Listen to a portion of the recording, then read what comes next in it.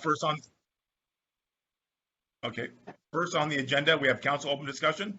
Councilmember Watson. Thank you, Mr. Mayor. Last night, myself and Councilperson Carter and Ishmael attended the Pierce County special meeting at the food bank, and it was a great presentation. And they had presentations from the White River School District, Sumner Bonney Lake School District, Bonney Lake Food Bank, Building Beyond the Walls, and Mom's Micro Garden.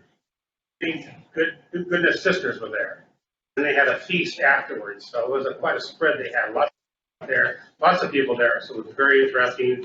Booked a lot of people. Enjoyed going there. Also, if anyone's interested, on this Thursday at 3 o'clock, we have a community for families meeting. We have this time down to district offices in Sumner. So if you'd like to join me, let you come down. It's going to be in the boardroom. And that's all I have, Mr. Mayor. Terrific. Thank you, Councilmember Watson. Any other open discussion? Councilmember Swatman. Thank you very much, Mr. Mayor. I had a question. I think it was Sadie put together some pointers for us when we're doing this. With the council procedures and what have you, did we? How did we come up with the concern with people that would walk in and still want to testify but yet hadn't signed in, and it looked like there was like a sign-in requirement possibly or not? But during the open public comment, we generally hadn't done it before. So, I don't know, did we actually change, and how did that? I would think the council would have to change that if they wanted to actually institute that particular procedure. Yeah, I can speak to that a little bit. So I read Sadie's list as just kind of suggestions, talking points for the council. I think what staff's trying to do at this point is just lay out how the logistics work for this hybrid type meeting. And the difficulty that staff's coming across the point is just trying to keep track of everyone who wants to speak when you have a mix of speakers virtually and a mix of speakers who are here in person. I'm advised that I think staff can go either way legally. They can either require advanced sign-in or not require it, but they've told me very strongly that they feel that it's necessary for their role of the meeting and their sort of orderly proceedings to sign in. Right, yeah.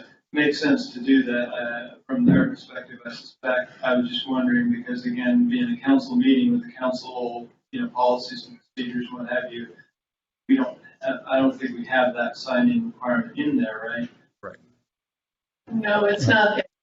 It's certainly something we can talk about if you wanted to add it to your procedures, do the modification. Right. Of course, we're dealing with COVID, and so events are kind of off. Yeah, kind of, my main thing is I don't want to limit the ability for the public to put input in public comment period. Yeah, and one possibility, as I've discussed with staff, is you can have people who want to speak virtually sign in, but not have people who are here sign in. But again, I have to sort of give some credence to what you're about, just trying to manage the chaos that could happen. Yeah, definitely. Yeah, thank you very much. Can I piggyback off of that?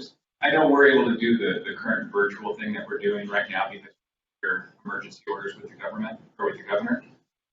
But as Councilmember McClymons is finding out right now, it's a great tool to have as well in need of when we're not able to physically be. Would we have to make some sort of amendment to our rules in order to allow virtual to continue once that the proclamation of governors is over? When COVID first started and before the governor passed his first proclamation, the Open Public Meetings Act, you actually did pass an ordinance and you added a new chapter to your code about emergencies, and it does allow you to have remote participation in the event of an emergency. So you liberalize that time. Okay. Councilmember Climens, I think you had your hand up. Yes, Mr. Mayor. I would like to reinforce Councilman Swatman's statements. I had two constituents who were ready to speak, and they were surprised that they were required to sign up at 5:30, and they had arrived at approximately 5 till, and one arrived at like 5 after 6, and they were concerned that they pointed out to me there is the ordinance for signing up is for a public hearing and not for public comment. And then they also pointed out that we were not diligent on having everybody state their name and address. And after reviewing Kelly, their, oh, sorry, Kelly, on that, since they signed up, we had their name and address already on the record. right, and that was my point to them. I go, because people sign up, we know that, right?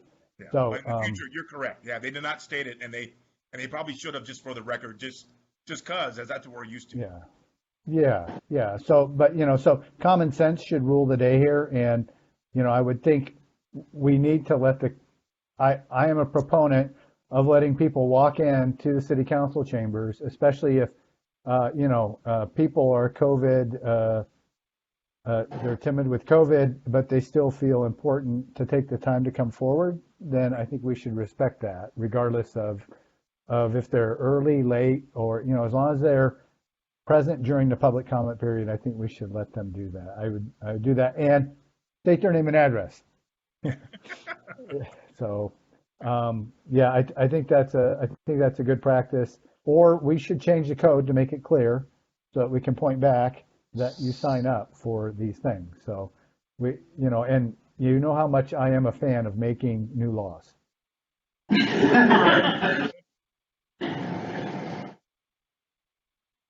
All right, anything else for open discussion? Yes, Mr. Mayor. Yes. Deputy Mayor Justin Evans. One of the things I just want to bring up to the council is, if anyone is interested, I'd like to talk about doing like a coffee with the council type roundhouse meeting, like once a month where two of us will go down and just be at a coffee shop or something and invite the public out to that. Warren and I have to discuss it in this. If there's anyone interested in that, I can certainly coordinate and try and find a suitable venue that works for us. But I know Chief Peter does it with Coffee with the Cop, and I've been to that a few times, and it's a really good opportunity for the people to come out and meet the officers, and great to do with the council as well. All right. Thank you, Deputy Mayor Evans. Appreciate that. See no other open discussion. Yeah. Oh, Councilman Ismail, sorry. I'm trying to hold my hand up. I would second Deputy Mayor. Yeah, and I've actually spoken to the owner of a local coffee shop about that, and they're very open to the idea, so they would welcome the opportunity.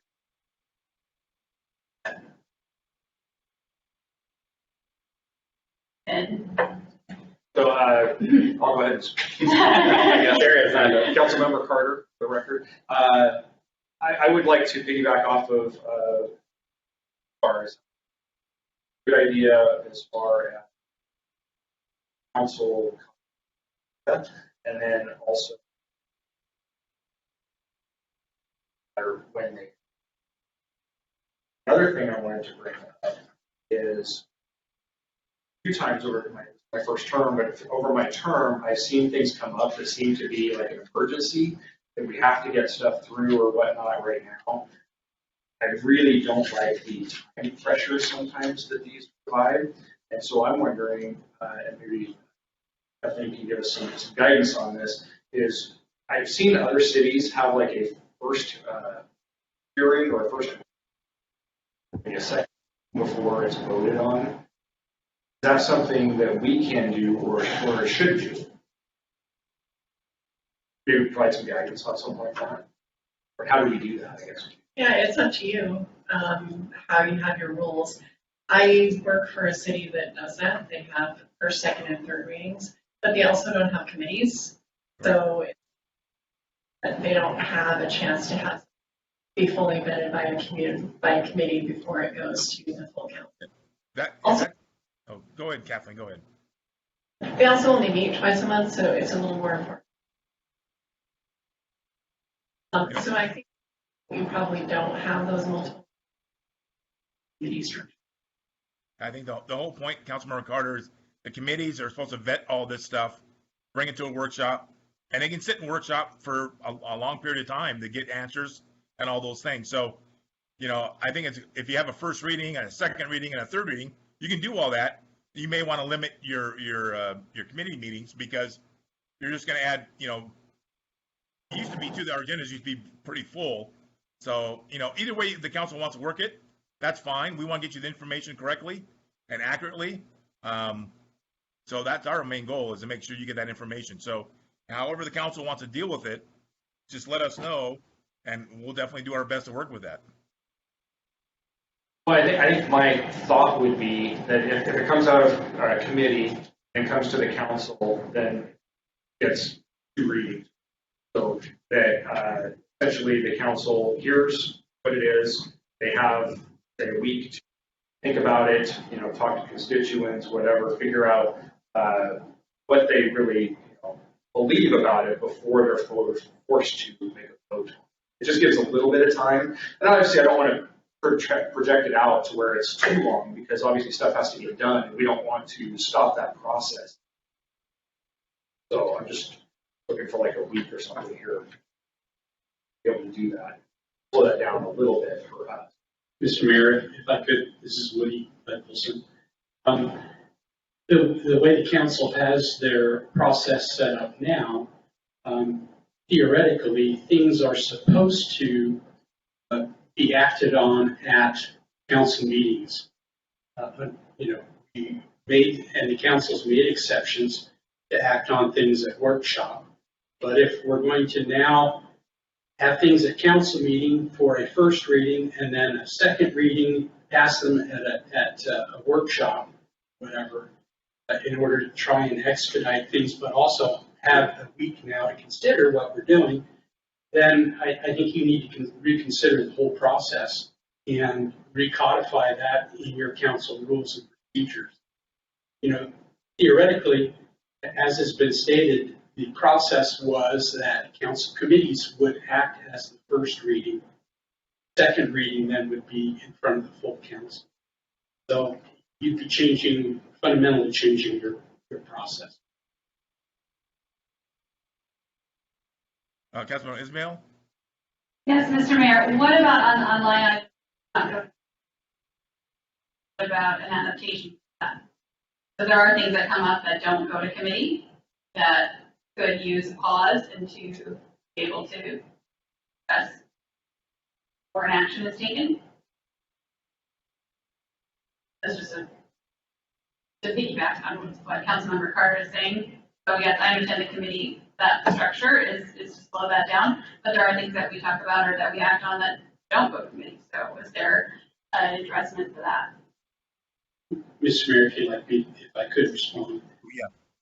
Yes, that'd be fine. That's the option of tabling an item. So they could table it to another meeting. They could table it to a committee meeting.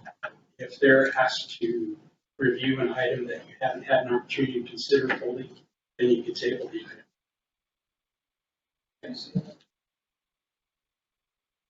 I would suggest.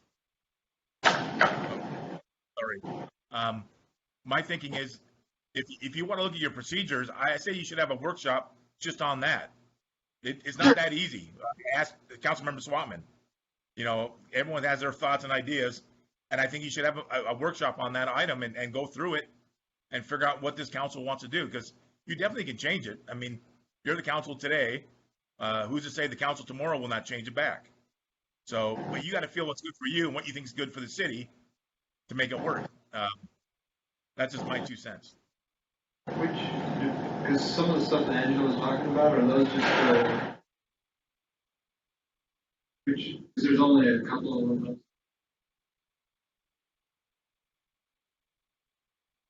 Yeah, I don't think there's a lot that happens.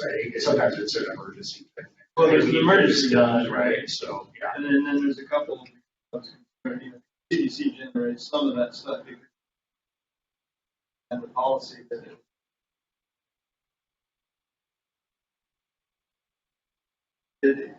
well, the one that's when it's all done and you're paying them off or something. Always welcome to take those. Retention release? Yeah, that one, or what have you, The project's done, or pay the bill for it. We've said it at the committee about it. I don't even want to see the committee about it, because there's nothing actually that have to be passed by the legislature. I don't know if there's any others. Look at them and see that, like what he's talking about, we can always table, and that's always good. Any questions whatsoever? I always. Kelly's got his hand up there. Thank you. Mr. Mayor, Councilmember. Yes.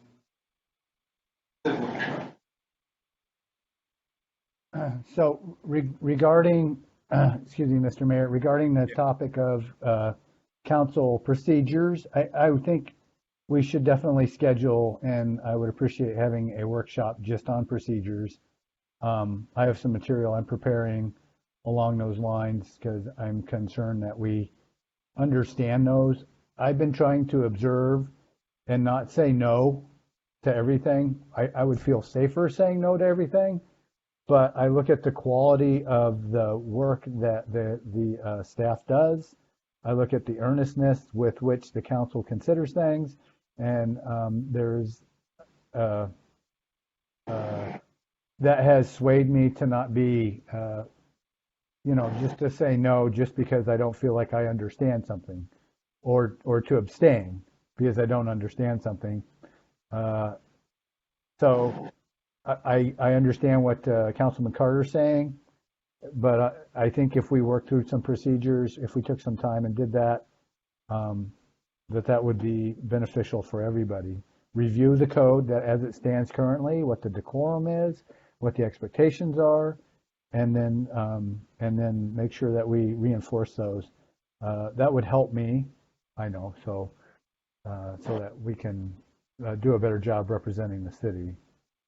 And I have another topic for open discussion once we're done with this one. Okay. November. Month to go through those procedures.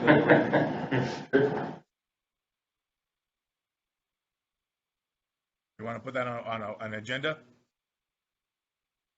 In November. Seriously.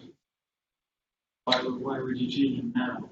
Yeah. Unless there's something acute that you need to do. Right, almost need to say January. Probably wait. I agree. And we have Yeah, I think January would be appropriate after a new council is available, right? I think that would be completely appropriate. We used to have our budget retreats. Oh, yeah. Okay, so are we good with that for now?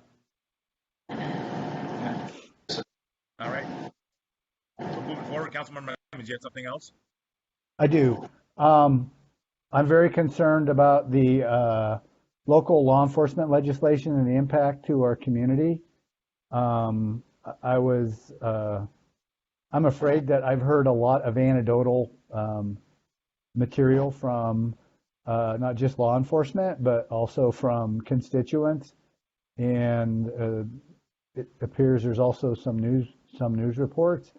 So I'm now completely lost with the current state of what our position for law enforcement is in the city. And I was hoping that we could get an update from the Public Safety Committee on, how we're going to deal with this issue. First, is it a problem? How is it a problem? And then what can we do? Kelly, I think the chief can address this a little bit for you. Chief Jeter, are you available there? He's safe on the table. Yes. Missed the question. I worked out it. Is it a problem, the new legislation? How is it a problem? And How can we communicate better with our constituents? How the rules work. I know that we have a workshop on the 17th where I was going to brief council on that. We put a statement out, and I'm open to suggestion. I know I talked to Councilmember Carter and Councilmember Ishmael prior to the meeting about another way to get information out. So there are definitely opportunities for that, but I need to follow up with John and the mayor a little bit further on some of those ways. But the first go around will be to discuss it with the council on the 17th. Originally were hoping to do it tonight, but the agenda got a little bit full on it. Thank you, Chief. Thank you. Kelly, does that help you at all, or? No, that helps. Yeah, I thought it would be tonight, and then I didn't see it on the agenda, and I was wondering if there was a real problem.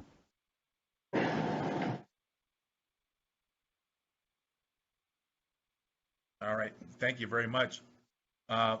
Any other open discussion? Mr. Mayor, here. Yes. Just a couple of quick things. Beautified Line Lake is going back to its routine with the event this year, September 18th. Mark your calendars and spread the word.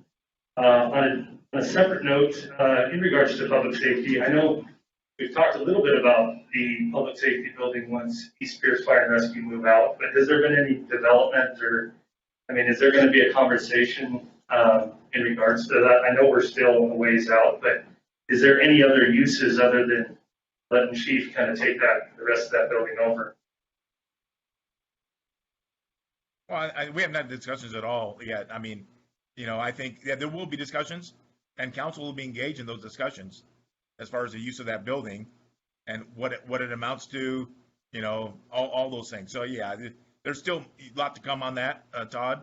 So when we're ready for that, definitely you guys will be engaged in the process. Okay, so it'd be closer to when the construction would be completed for East Pierce moving out, closer to that time frame, or? Yeah, I think closer when they're moving out. We should have a discussion during that, hopefully that half a year before they're moving out, and start having talks about what it could be. I know the chief has got some ideas. He's working on them, but there's nothing right now that we can throw out there. Thank you. Thank you. All right, now I'm trying to look on the span view here. I don't see anybody else with hands up. All right, we'll move along then. Thank you for that. We have the review of council minutes, Councilmember Watson and Councilmember Carter. Thank you, Mr. Mayor. We had one minor correction that's been taken care of. Councilmember Carter? Same. Ditto. Okay, I got it. All right, let's move along. We have an action item C. Sadie? Item C, which is Resolution 965. The council motion would be to authorize the mayor to sign a labor agreement with Bonney Lake Police Guild for non-sworn staff from January 1st, 2021 through December 31st. So moved. The second. All right, very good. Up for discussion. Jenna, did you want to say anything at all? Is Jenna in the audience? Yes, I am. Let me get to it. Thank you.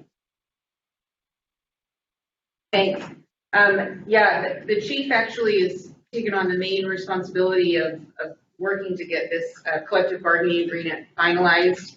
There are quite a number of changes, many of which will actually give the chief opportunity for flexibility with scheduling. And I think, a lot of credit goes to the staff from the police guild working on this process as well, because they put a lot of effort into really sitting down and talking with the chief about the situations and their needs and concerns. So I think that we both highly recommend the approval of this collective bargaining agreement. All right. Thank you, Jenna. Any discussion from council? Seeing none. Thank you, everyone, for putting this together. It's a win-win for everybody. All in favor, say aye. Aye. Opposed? Thank you very much, and thank you, Jenna and Chief, for all your hard work. Really appreciate it. Sadie, item D, please. This is item D, which is Resolution 2962 for discussion. Council motion would be to authorize the mayor to sign the transportation or grant application for the future State Route 410 through 14th Avenue roundabout. So moved. Seconded. Discussion. I know Ryan and John Woodcock have been working with the council members. So I don't know who wants to take the lead, John or Ryan. Mr. Mayor, I'll lead off. Good evening, everyone. I did just want to let everyone know that we do have 2 representatives in Washington State representation here. It would be best to bring them in, so, contribute to the conversation. That's Sarah Ott and Brian Walsh. I do believe, though, that if we are going to talk to them and would like them to provide a response, we need to make sure it indicates to Sadie that's the case so that she can mute and unmute. So some technical issues there. We're hoping that you had a chance to take a look at the memo. We being John, Jason, and I worked on that last week in hopes that it would provide a little bit more context to where we're at right at this point. We're happy to answer any questions, or again, if we have questions for our washed out representative, they're here as well. So I guess I'll go first. Councilmember Carter, for the record. My concern, I thank you, first of all, for all of the email and their roundabouts and things to look at, along with the traffic counts. I still have issues and concerns with, it looks like that we're talking about essentially east-west traffic, not seeing anything really in regards to north-south traffic, and how much traffic's actually going through that particular intersection compared to the other roundabouts that we were given to look at.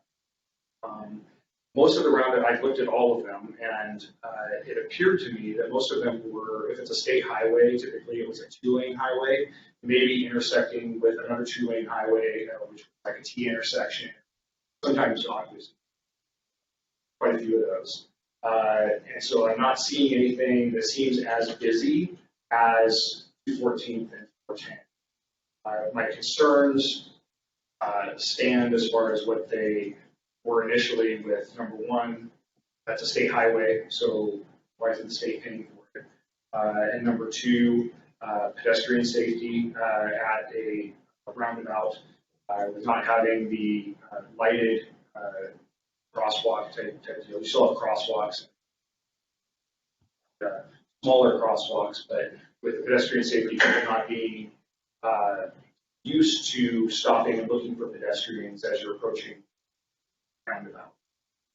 Trucks dealing with traffic in roundabouts. As I said before, I visited the roundabout in Fife. Saw 2 signs leading up to the entrance to the roundabout, talking about not driving next to trucks, because obviously they have to take 2 lanes as they straighten out. So dealing with traffic there. We just bought a ladder truck with a tiller for East Pierce Fire and Rescue. How does that, get through that intersection? Obviously, I'm sure the question is how is it interacting with traffic there? Those are my main concerns. The last one was you have a collision intersection. I understand usually it's a side swipe or something, so it's safer than maybe a T-bone accident or something like that. But my concern is if you have a collision in the roundabout, you're essentially stopping the entire intersection there too, rather than they have been stopping before. So I had the opportunity to visit a couple of different roundabouts, and went out to Gig Harbor.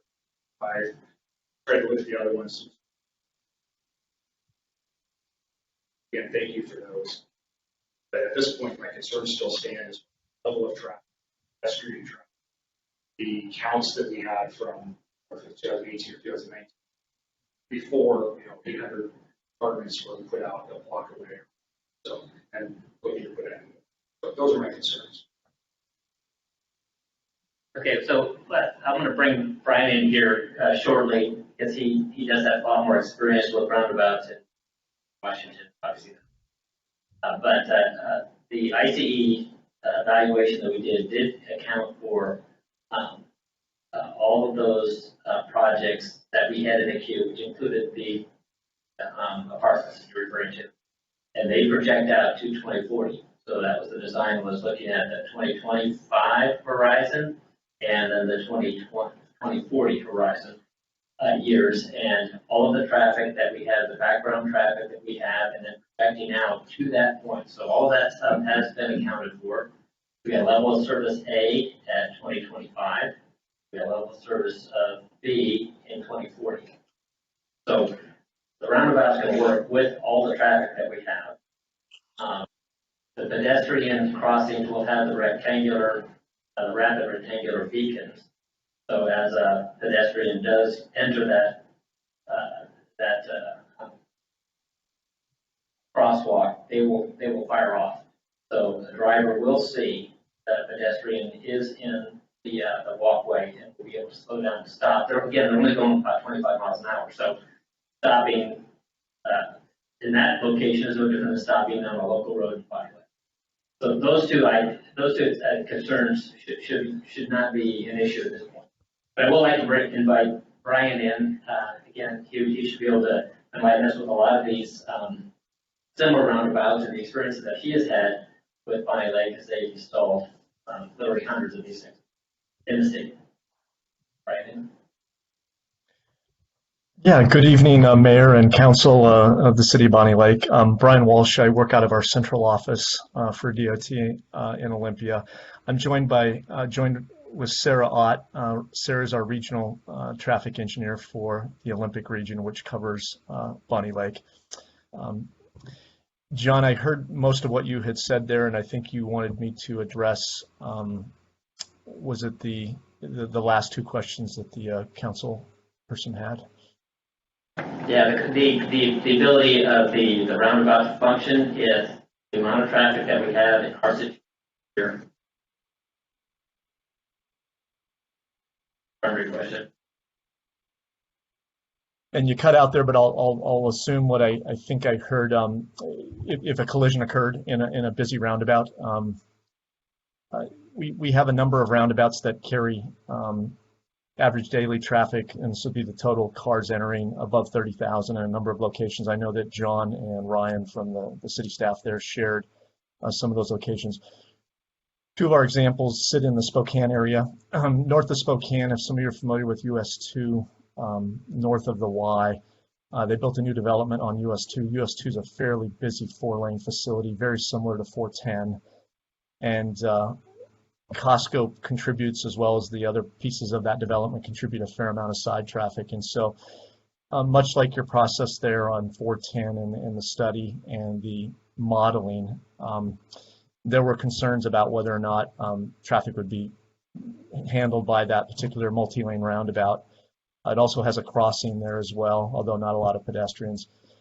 And I guess we've been pleased more so than we thought we would be, because of the fact that what happens in these types of corridors is that traffic signals that are on either side of these roundabouts actually, in effect, meter some of this traffic. So the idea that the roundabout can never reach its capacity is somewhat limited by the ability for signals to produce that traffic to get to the roundabout. And Sarah, any thoughts there with your experience that you've had with some of the roundabouts in Olympic region?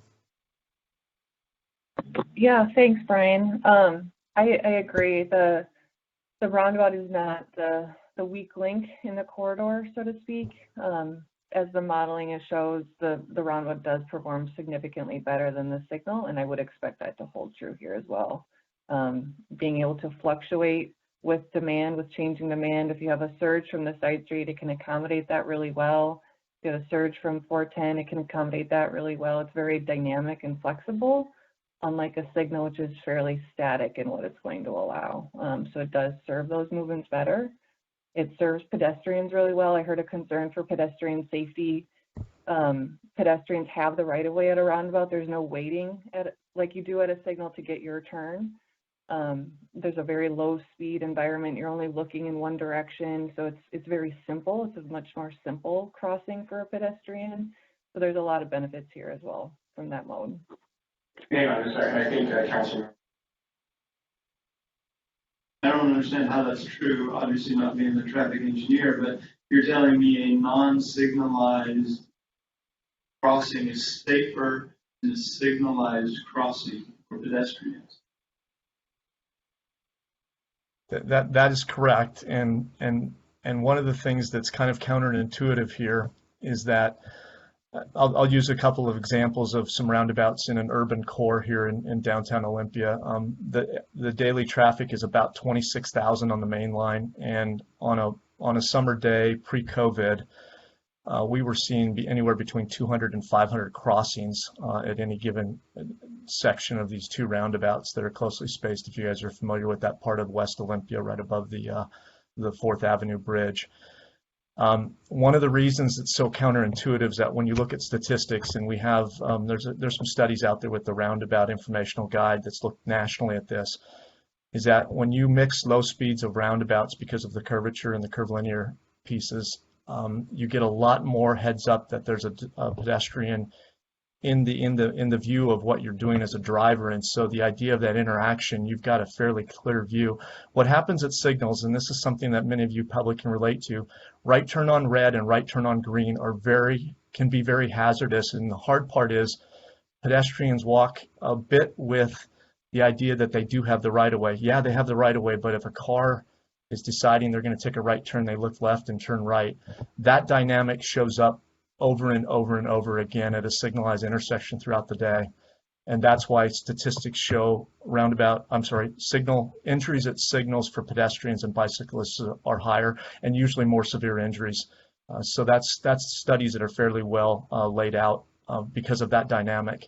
We do see pedestrian collisions at roundabouts, but they don't involve the severity of injury. And to date, we have not had a death in this state at a roundabout. We have Sarah and I were talking earlier. We've crested about 500 roundabouts. To keep in mind, they're not all what looks like on 410. 410 is probably in a subset of about 80 to 100 roundabouts in those kind of volume and highway ranges. But 500 roundabouts, and we have a fairly good track record with non-motorized. So do you have you're saying there's a whole bunch of other ones that are same size, have the same. They're different maybe than what we were sent.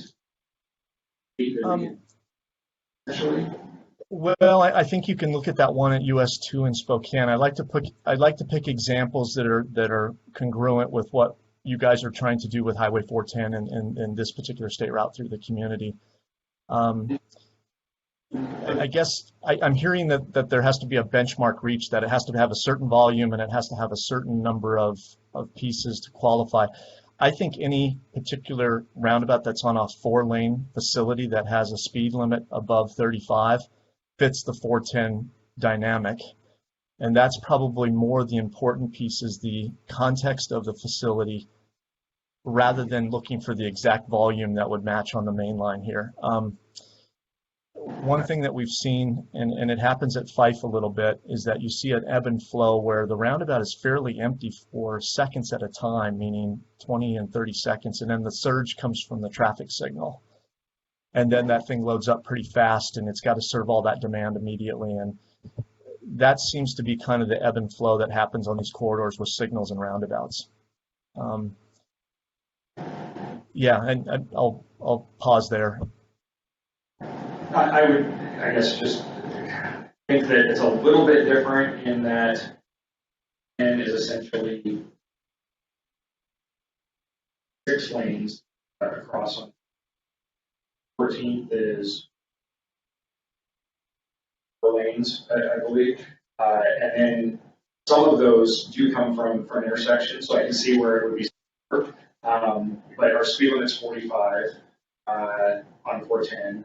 And then you have the next intersection after 410, the next lighted intersection is 234. So there's a long way to go before you get there. So that typically doesn't really, the traffic will slow it down like it would in the Fife intersection. So I'm trying to point out some differences, I think, just because I want to make sure if this were to go through, that, these arguments, I think, I want to see them played out in real life. And maybe to your question and comment there, that the idea that you look at a certain contextual piece that you feel is maybe detrimental to a roundabout being on the facility. The one equivalent piece that I don't know if it was shared in your grouping there, I mean, I think that's why John and Ryan asked me to speak here, is that I'm pulling from my collective knowledge and Sarah's collective knowledge on what we have seen in state. We have now looked at a place in Airway Heights. If you guys are familiar with the West Plains above Spokane and Airway Heights, it's US 2. It's a fairly significant facility in terms of serves Fairchild Air Force Base on the west side, hooks into Interstate 90 on the east side. There are, I believe, 8 signalized intersections in that core. We have converted one of those to a roundabout. We've taken the signal out, put a roundabout in, and another one we built a standalone roundabout. And so, to the councilman's point about 6 lanes that you're carrying, one thing about 6-lane facilities is that the roundabout allows us to use just 4 lanes to serve that same volume. So one of the questions that you're going to have on this facility, and the department will, and this will be in Sarah's wheelhouse, is what do we do with the extra lanes we didn't need between the 2 roundabouts? If indeed there's 6 lanes between the 2 roundabouts, I'd have to look closer. You guys know the facility a little bit better than I do, but I know there's 6 lanes east of South Prairie. So we've got to figure out how to get rid of one of those lanes each direction because we don't need the 6 lanes at the roundabout. At signals, you always need more lanes because you need storage to work the cycle. So I'm sharing with you that maybe the future forward from a public works standpoint with John and Ryan is that they're trying to make this facility less lanes, but able to carry the same number of vehicles, and much safer. Actually, you'll see speed control eventually if you had a number of roundabouts, which is the plan in Airway Heights. Of the 2 roundabouts existing, they'll eventually get to the corridor plan is 7, and they'll replace 4 more signals here in probably the next decade. All dependent on funding, of course, and how that legislative piece works, and where the money comes from. Councilmember Climens? Can you explain what you mean by speed control, please? Yeah, Sarah, you and I can both probably tag team this one. Roundabouts have a natural affinity to do traffic calming because you have to go through an ebb and flow. You have to slow down to go through the roundabout. It's got a fastest path that's probably in the 25-mile-an-hour range. Think about if the signal's green, you can still do 45 or 50. To get through the roundabout, it's got a curvilinear piece that you would have to do between 20, 25 miles an hour, which has a natural calming effect. People make far better decisions at 25 than they do at 50 if something comes up. And that's why I meant by traffic calming. So I guess my concern is that the chain of roundabouts, right now, the speed limit from 214th on out through into Buckley is 45, and we're going to put a chain of roundabouts in there, and won't that reduce that speed limit significantly? Operating speed, right, Sarah? Posted speed is different than operating speed. Maybe Sarah can talk a little bit about that. Yeah, so the posted speed, there's no reason that the posted speed would have to change. It's certainly something we can evaluate depending on what the vision for 410 is. But at the intersection, at the very specific locations, the operating speed will be a lot lower, which is what contributes the really good safety benefit of a roundabout versus a signal. As Brian was saying, when people are driving at a lower speed, they're making better decisions. So this is intended to lower the speed on the highway overall. Lower the operating speed. And here's the point, I guess, Councilman McClemis, is that if we always focus on a posted speed, we run the risk of the fact that the person thinks that's the speed they need to go. And you're thinking, well, they want to get places. They want their travel time to be as short as possible. Well, red light takes away travel time, meaning you hit a red light, you're parked there until the cycle comes back and gives you your green time. So when you look at the total travel time through a corridor, the roundabouts actually will have an improved travel time for the average statistical grouping of cars that come through there, meaning you can run long green times, but then that runs the risk of development on the side streets, not being able to access the main line quick enough. And that is I guess a lot of things we're learning with business pieces is that we have studies now that show, one in Colorado, that show business receipts for the adjacent businesses improved with the roundabouts because of the ease of access and the ability to get in and out of there at much lower travel times. So the idea that signals, I mean, it's what we've had for 7 or 8 decades. All of us have lived under that, and roundabouts, this state happens to be pretty progressive with roundabouts and have put a lot down, but some states haven't built a lot of them, and we're starting to see these benefits that we didn't realize were there. But thankfully, we have a national scene to look at, and 410 fits that. It fits that idea of signalized corridor or roundabout corridor. Either of them, the roundabout corridor has some distinct advantages, and so I guess maybe this isn't praise to the city of Bonney Lake, but I'm glad you guys are looking at this and working with the department to look at a different way to operate this facility in the future. So, would you be so kind to share with Jason or your contact the study that you refer to, that the lower operational speed is more efficient than a higher posted speed? Because I believe that was the contention for your argument, that you were saying lower operational speed, even that will be the result, but because of the flow, the aggregate will be a higher, will be a faster transition over the same distance. So I'd be curious to see that data. Well, and keep in mind, the data that I'll show you looks at a longer corridor with more roundabouts, and so the idea that 2 is going to change that overnight. I mean, I guess I'm couching a little bit that the study might not match exactly what we're doing on 410 to start with, but the future of 410 certainly can realize what this study found. So travel time study, yeah, we will send that on to John and Ryan. I would appreciate that. Yeah. And I think too, Brian, what another comment to make is the speed along the corridor. So this between the intersections, those segment speeds could still very well be 45. Or I don't think anyone is advocating to change the speed limit. I think what we're trying to say is at the intersections themselves, the operating speed will be lower, but then people will be able to speed back up and get back to the normal 45. At a signal, you would again go normal 45 between the intersections, and then you'd have to stop and go 0 miles per hour at the signal. So we're just saying that throughout the whole corridor, you can have lower operating speeds than if you hit a signal on a green, but you might also hit that signal on a red. And so you have this real yin and yang of speeds with a signal that you be a little more smooth with a roundabout. Brian, is that a fair way to do that?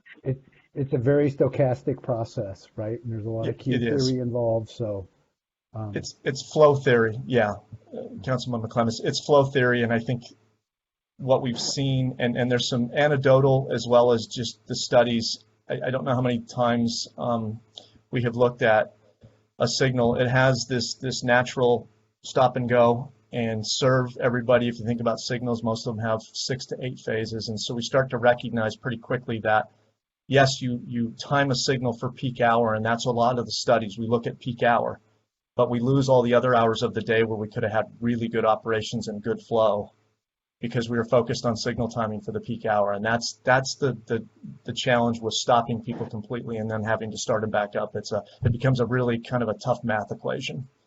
But we've done it for so long, it's something that we accept as a society. You probably accept it as a driver. I accept it as a driver. I do like roundabouts because I drive through a fair amount of them in the Thurston County area. I see the advantages just as a driver. I have good news. I have good news for you. We have these things. They're called computers. They help us with hard math problems. Great. And that's the model we use. It throws volumes in it and it starts to crank away and understands how people take gaps and what kind of follow-up headways they do and all that. Yeah, that's great. That's awesome. That's not only great, it's fun. I don't know what your background is, but I'd be glad to hear it. Great. Yeah, thank you very much. Council, any other discussion on this? I can't see anybody right now. Oh, yeah, That's the question. Are we ready for the vote? Yeah. Those signals are supposed to be coordinated together, and those signals have the ability to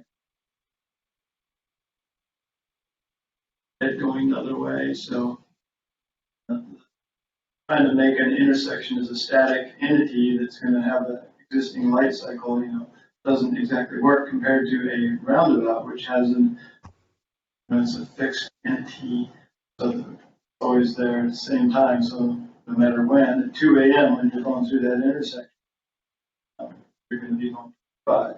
And Right, so you're always gonna be on 25 through there. I heard most of the question. I guess I'll try to address it. The idea that, yeah, off peak hours, that light's green, but I bet the city and the state probably operate that signal and actuate it on the side streets, so it kicks over to serve the side streets. So you can be going down that road at 45 at 2 a.m. and all it takes is one car to trigger it. But I'm saying the progression piece of it is interesting because there was always this idea that we could progress things, and we do. In many urban cores, many of the signals on these close spacings have to be progressed. You have to make a priority of one direction or another by time of day so that you can move cars. The randomness of certain corridors you couldn't go with. I mean, you couldn't let those signals operate free and randomly. But progression has its disadvantages in the fact that not every day and not every hour and not every minute is the same. And so ultimately, the one big equation we're leaving out of here, we're talking a lot about flow theory, and that's important. But the models can compare the signal with the roundabout. And I think John kind of shared that the level of services are better with the roundabout in terms of delay during the peak hours. So that's a positive.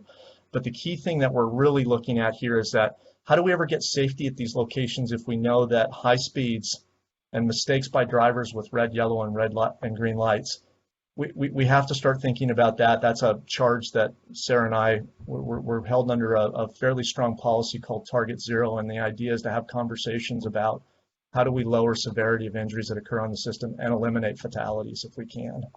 And roundabouts are one of those tools. And so we've got a couple of competing things here. Flow theory is really good to talk about, but it doesn't answer the whole question about people and cars. Well, I appreciate what you were after and trying to. I will just say, as long as people are in charge of cars, there's going to be bad decisions. Not going to stop it. Right. I would be interested in the roundabout that you were talking about in Spokane or Airway Heights. You said US 2. I'm trying to look at it on the map here. Are you talking about Gulf Avenue, by chance, or are you talking somewhere else? No, it would be Deer Heights. It would be Deer Heights. It's a signal to the east of Hayford. I'm sorry, it's a roundabout to the east of Hayford. Hayford's a big signal. Going south Deer Heights and then. Yeah, sorry, the cross street is Deer Heights. Okay, I just happened to be taking my daughter to college, Idaho, this weekend. Yeah. Oh, that'd be great. I think sometimes seeing, maybe I'm not using the right word, believing. I think driving it yourself and getting that comfort level is a good thing. Yeah, if you drive US 2 there, I think you'll see two roundabouts on either side, and you'll get a chance to see that ebb and flow, and then see the big signalized intersections similar to what you guys have at South Prairie. Mayor, Mayor. Council? Yes, Mr. Mayor? Yes. I just want to say thanks to you guys for bringing us all in. Thanks to Ryan and together. We've talked a lot about traffic and safety, but there's a third aspect to this, and it's cost. So just to summarize some of this, and I spoke with Ryan already, but 15, 16 years ago, the state said Highway 410 and 214 is going to have some sort of road improvements at some point. They put that on their we put that on our transportation program. We started collecting funds for that from new development that went in. So money's been going in the coffers for transportation development in this area based on some of these roads. So the money is that the city has to put up. This is just a small portion of what the state is putting up. Obviously, we have to have some skin in the game. That money's already currently there, right, for this. So the citizens will not be impacted financially from this. The development has already paid for this particular intersection.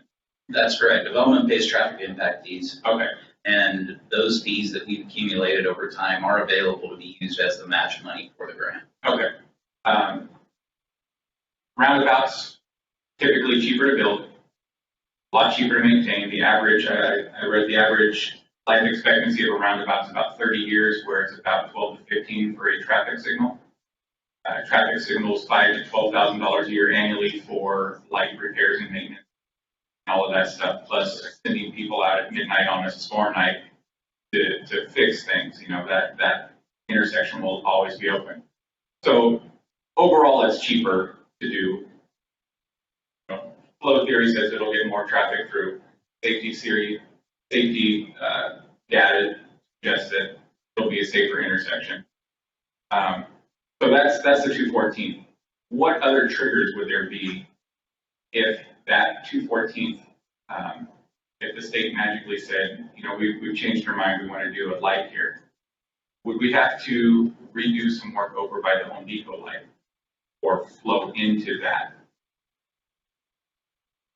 Yes, if the signal was the preferred alternative here, then the signal that is actually owned by Pierce County, but the signal at Home Depot would have to be replaced, which was driving that cost up too.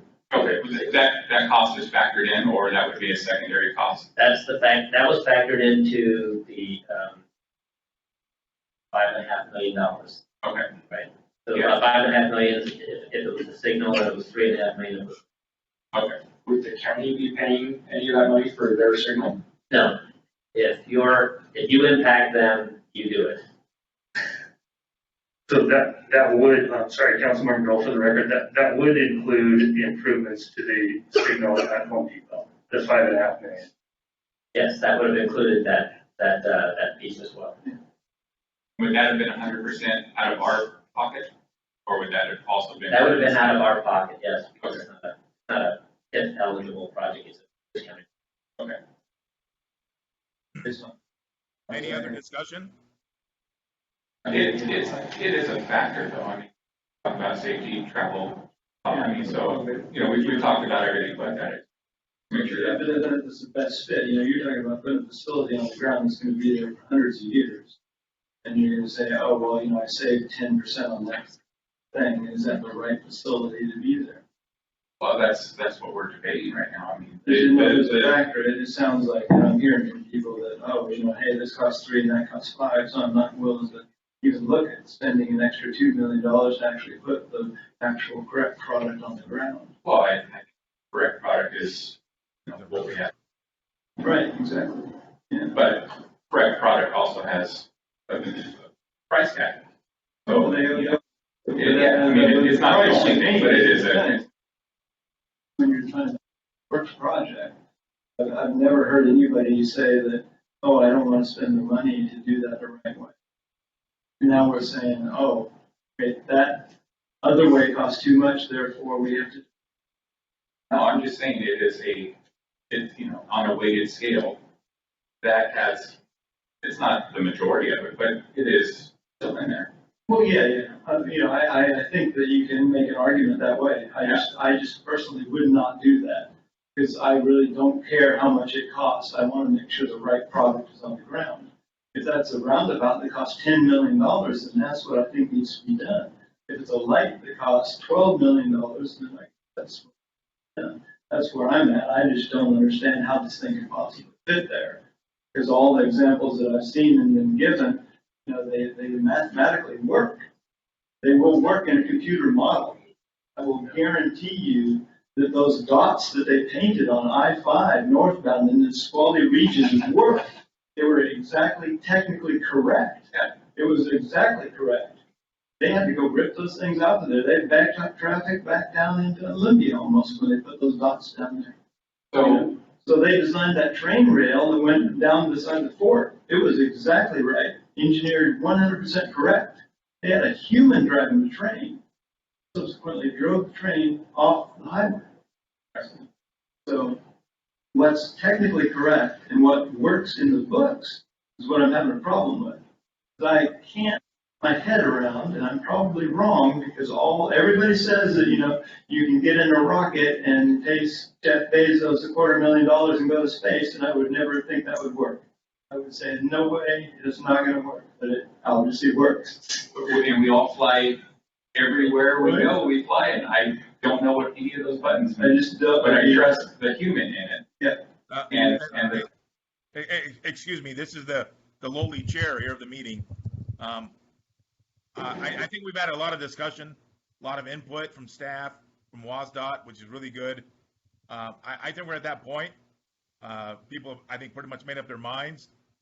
So I would suggest we either vote on this, if you feel that strongly, or you table it to get more information that was requested by Councilmember McClyman. So I just want to, if you're against it, let's figure out what we're going to do here, folks. I'm ready to call for the vote. Mr. Mayor, Councilmember Ishmael Hazard. Yes, Councilman Ismail, go ahead. I have one question for Mr. Johnstone. Do you know how approximately the amount taken from those traffic impact fees that you're saying is ready to be spent on any project that we go forward with?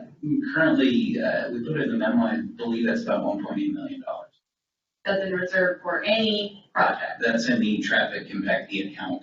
Okay. For any hazard project within the city limits that can be allocated. That's on our list. That's, of course, yeah, yes. Yeah. Mm-hmm. Councilmember Carter, how many other projects are on? So the projects that the city, sorry, I hope that's not too loud. I feel like it's loud. The projects that we currently have to do are on our 6-year TIP, which is currently going through the council approval process. Number of projects on there, I don't know off the top of my head how many on there, but I don't,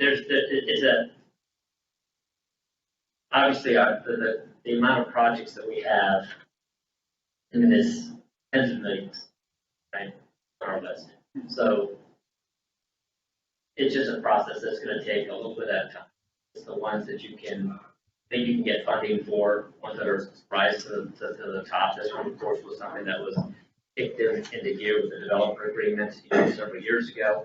So it was on the list to get taken care of. So you'll never be for want of a street project in our city. Okay. So I just wanted to jump in here and talk about kind of the transportation plan. So we do have a 20-year plan. It has more projects on it than you can shake a stick at. The traffic impact fees that the council collects, the council said, would never cover the cost of that list. So that's why grant funding from other organizations is critical to funding those projects. And the only other way would be then to say, yes, we want to do it all through TIF and we want to do it the way we want to do it, which means your traffic impact fees are going to be $10,000, $15,000, $20,000 a trip. I think when we looked at Sammamish one time, they had $10,000 a trip, or I think it was either parks or traffic impact fees. So there's two parts of that equation. Part of the traffic impact fee, part of the way we've structured this is getting grants in order to fund necessary improvements. Granting organizations have their priorities and we have our priorities, and the goal is to align the two of them. If we were to put in a signal, I heard John saying we did that in 2018, TIB said no. So you start to then lose those other funding sources that would then fund projects. So that's something to keep in mind. I'm not talking about anything, just mathematically, you have a huge gap between what we're collecting and what we need to build. Thank you, Jason. So, Mr. Mayor. Yes. Bill, I got a question for Brian and Sarah. I know in most of the paperwork that we've, and I read it right here, it says that even through the ICE study that this is a preferred. I hear preferred option. I hear recommended option. There's nothing saying that we couldn't do a signal and approve that signal, correct? I think Sarah and I are processing what you've said there. The ICE is usually the document from a policy standpoint that pretty much spells out the selection. I guess, Sarah, the region traffic engineer is in the approval authority for that. We've had some exceptions to that rule. Certainly, we have built signals where the ICE has said roundabout, but it was because of other complicating issues that came up. But it's usually a policy document that obviously is a piece of what do you call it, a record of decision. that says the roundabout was the selected option. It was signed and approved by the pieces that need to at the department. So I don't know if I'm answering your question the way you're posing, maybe looking for that answer, or it's a record of decision once signed. Okay, but so say we chose that we felt like the signal was a better way to go, and then sure we may have to fund it a different way, but the signal still would be an option. I guess it's our facility, and so I guess what I'm saying is that the record of decision from the department would be that it would be a roundabout, or in that particular case, if it's signed and it says a roundabout, you're stepping into an area that requires probably a lot more discussion at much higher levels than myself. But records of decision are fairly. I mean, the ICE conversation that you had with the consultant over the years to get to this solution is usually why you have a longer conversation before it's signed. And you did have a fairly long conversation. So I guess I'm answering maybe, but I'm saying basically no, in the fact that backing back out of a signed intersection control evaluation isn't necessarily, I think from a liability standpoint, everybody runs some risk.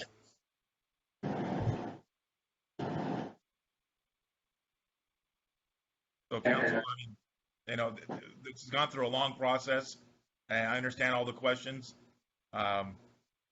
It sounds like we're either anti roundabout or pro roundabout. That's what I see.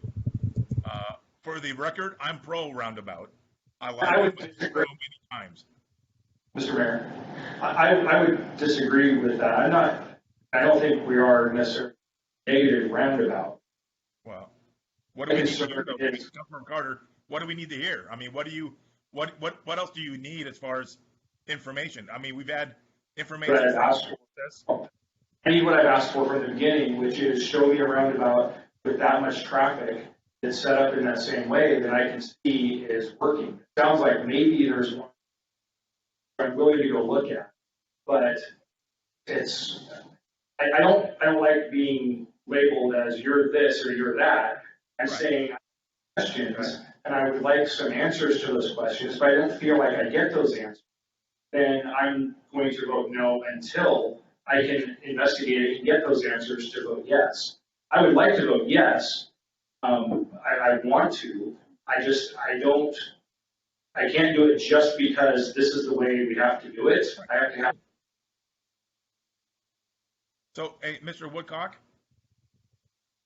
if Councilmember Carter wants to go see that other roundabout, when he takes his daughter back to school, I mean, do we have time to wait? Do we have to do this? I mean, what's the schedule like? Yeah, we can postpone this till the next council meeting on the 10th. The application has to be in by the 13th. Oh, I see. Councilmember Carter, when's your trip? My trip's on Saturday, so road trip. All right. So maybe we can get Councilmember Carter to do video for us, live from, do Facebook Live. Yeah, maybe we can do that. So if that's the case, I'd be open to looking for someone to motion to table, and then get this to the next council meeting, and to get Councilmember Carter's results. Mr. Mayor, Councilmember Ishmael has her hand up again. Yes, Councilmember Ishmael, go ahead. You can barely see it. The question in reference to our last discussion, Mr. Johnstone, you referenced the factors of the reason why we had the intersection, because it was failing, and only one. But we asked how many points were failing. You said one. And so my question is, if only one piece of the intersection is failing, wouldn't it be prudent to fix what is failing rather than deconstruct and reconstruct the whole intersection? Yeah, no, that's a good question. The one point that is failing is the left turn movement from SR 410 north on 214, and to add that second queuing turn lane, that's what triggers everything else. That's what triggers the new signal at Home Depot, because you got to widen 214 to accept that. Plus you got to once you start getting into these signals, you start doing the widening, any signal improvement is gonna be done on a 20-year horizon. So you're still doing exactly what we had done and went for a TID grant in 2018, which was the signal with the 6 lanes and all that kind of stuff, to the tune of 5.5 million plus, okay? So one fail triggers all this other stuff getting done. More lanes, trying to fit everything in. You can't put lanes on one side without putting lanes, receiving lanes on the other side. So, and when you widen the highway here, you gotta widen the highway on the other side. So it's a domino effect, but that's where we're at. Ishmael, I think another part to this conversation is the issue of concurrency. And Jason's probably much better suited to talk about that than I am, but basically in order for us to maintain it only, I kind of went out that backwards, only one leg needs to be failing in order for us to have an issue that we need to rectify, and I think go into that a little bit more. So when the council adopted our concurrency standards in 2015, we were really concerned about making sure that development wasn't hiding behind where you have really good legs and one really bad leg. So we wrote two kind of standards for concurrency into our concurrency. One is the operation of the intersection as a whole. And currently, because of the way everything's working, I believe we're at an E, which is below the standard. So the standard is D, the intersection as a whole is operating at an E, so it's already failing. So that triggers concurrency requirements as new development comes in throughout the city. The second one is we added what we call a volume to capacity ratio at each leg. So when that VC ratio gets higher than one, that leg fails, and it's also a concurrency issue. And we did that to make sure that when development is coming in, they're mitigating for their impacts. And this whole process of getting the roundabout built and collecting the impact fees is part of that strategy. This is kind of the way this is rolling out, stands the discussion of roundabout, whether the process this is going through of identifying the intersection, knowing when it fails, and funding an improvement with city dollars and grant fund dollars is kind of the process, the way it was envisioned to work, to make sure that as development occurs, it can continue to occur without it going on hold. One classic example is the Angela is the property behind the Target, the Skystone Apartments that has been wanting to go in for ever. Angeline is a failed intersection. Either they wait till we fix it, or they have to fund the whole thing. So the project is sat on hold because it's so costly for one project to pick up a whole intersection. And so that's why you have traffic impact fees, so everybody's contributing their little amount to it. Angeline would not be a great grant project because of its more of a localized issue, whereas the 410, 214, because it's a county, state, it's a state highway, it scores higher in the grant applications. And there's some other scoring criteria in the grant applications that make it score. That's why that one was put above the other. Kind of a prioritization. Thank you. Thank you for that. I appreciate it. Now, it brought up another question for me, though. With the failing intersection, I'm assuming it's failing, is typically rush hour, right? But I see another intersection at 195th, which is the Walmart at 410 failing all the time, it seems like, right? What puts one ahead of the other? Is it what you're talking about? Is this scores higher for us to be able to get a grant, and that's why we're going to try and fix this one? We're just going to leave this one higher. Yeah. The fix to 192nd is on the 20-year plan. It's 195th. It's building the street all the way down and redoing that whole intersection. And that's a tens of millions of dollar type project. So it's how you score. I'm confused. Are you talking? Oh, I'm talking 192nd. Yeah, so I'm talking 195th, which is the one in front of Planet Fitness. Yes. Okay, I was thinking the one further up right past it. Yeah, that's okay. I understood what you were thinking. Yeah. So, it's just a matter of prioritization and what we think can get funded. And also what is. Yeah, I mean, 214 is a significant arterial, and the intersection, you know, the approach to Planet Fitness is quite another. Yeah. Okay. Well, I think with that, I'll make a motion. Councilmember McClymonds. Oh, sorry. Councilmember McClymons, you're up. I was going to make a motion to table the discussion until the next council meeting. Paul, second. Motion, is there a second? Yes, Councilmember Carter seconds. Okay, there's a second. That's without discussion. All in favor, say aye. Aye. Opposed?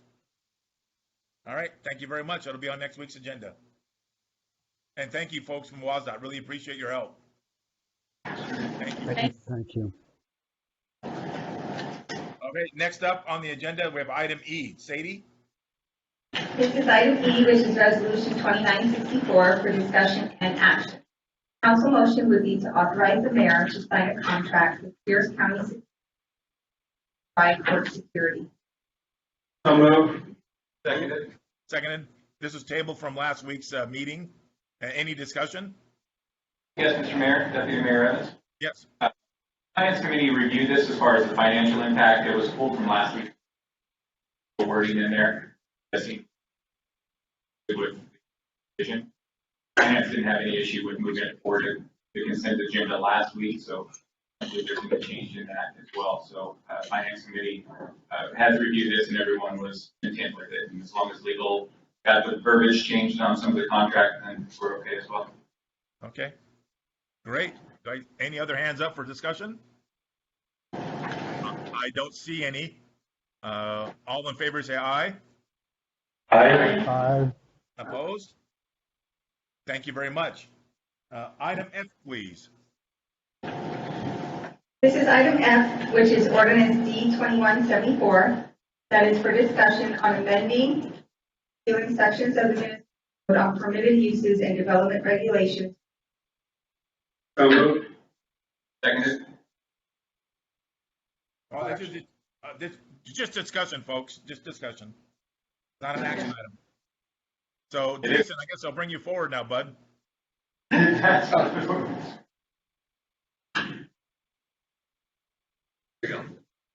Good. All right, so as I mentioned, this is a discussion item. This kind of follows our talking about process. The way we do ordinance changes like this is we go to Planning Commission. Planning Commission holds the public hearing, takes the public testimony, makes a recommendation. That recommendation is in your packet. We also then go to CDC to discuss these kind of items at a council level, at a committee level, and then some of the larger ones. Some of the smaller ones we don't, but the larger ones like this, we did bring to a workshop for continued discussion, information sharing, and to be able to answer those questions that the council may have. So, as we know, Easttown is located, what we call Easttown now is about from the east side of the View by Vintage out to 233rd. That's kind of the Easttown area that we're talking about. So just some background information. When the city did its comprehensive plan in 1995 and the environmental impact statement in 95, we really did identify this area to be developed long-term with light industrial and office employment to support job growth and family wage jobs in the city, to provide a different kind of component of our economic development.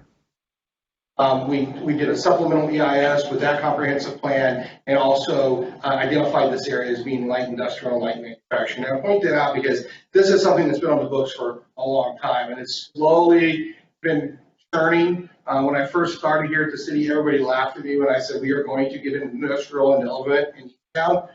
We have a lot out there now. With the Teeter development going in, the second phase has just got its final documents are coming in right now, and it's already pre-leased before it was even constructed. Bob Stovey's project is completely built out, SCS Fence Group, so it's starting to happen. And so part of the reason that we identified this long-term is so we could have a job center that is not just retail and service jobs, but family wage jobs that have an economic impact for the city.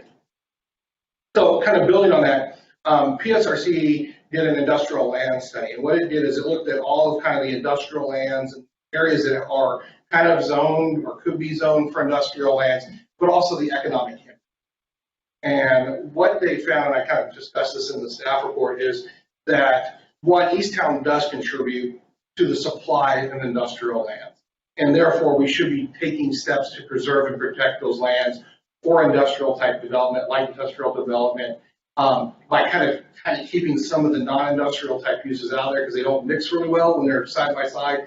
It also allows us to make the regulations a little bit more streamlined because we're not worried about an apartment complex going right up next to something. We kind of know the boundaries of everything. And it also talks about the economic impact. And I put this kind of in the staff report. On average in 2012, kind of light manufacturing, industrial type jobs, industrial lands had an average salary of about $80,000 per year. So Sumner has been really, really successful with developing their industrial area. One of the things that we found in talking with people who are moving up to the hill is the prices in some of these really large areas, like the Sumner MIC, some of the areas in South Seattle, it's getting really costly. Like the cost per square footage is really getting up, and you really need to have a really, really big building, like an Amazon fulfillment center. So some of those middle manufacturing jobs are actually relocating back to smaller areas like Easttown. And also, I was talking with one of the developers. The transportation cost right now with shipping things from overseas that are manufactured overseas getting really expensive, making reshoring kind of a really good idea. Really expensive. Okay, I will adopt your term. Bizarrely expensive. But that's making manufacturing come back in the U.S. And I feel a small manufacturing company where you're kind of reshoring, these are the types of facilities and areas you need.